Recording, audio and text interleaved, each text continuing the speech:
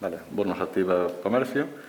E que é importante porque esta vale nos pos comerciantes e pos clientes. Isto sería o comerciante para registrarse e isto sería o cliente. O cliente dalle máis información, onde lle explica un pouco o en que consiste o dos 30 euros e quero o meu desconto.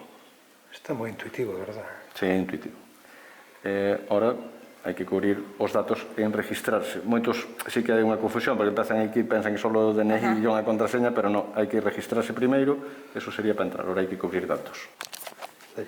Vale, ora recibimos un código no propio teléfono, que o metemos, e xa estaría o que é o teu bono de canje, vale. Ora temos que descargar a aplicación. Damos a Apple, se fora Android, e aquí está o bono comercio, añadímolo. E agora xa o teríamos, pode salir e telo na página principal.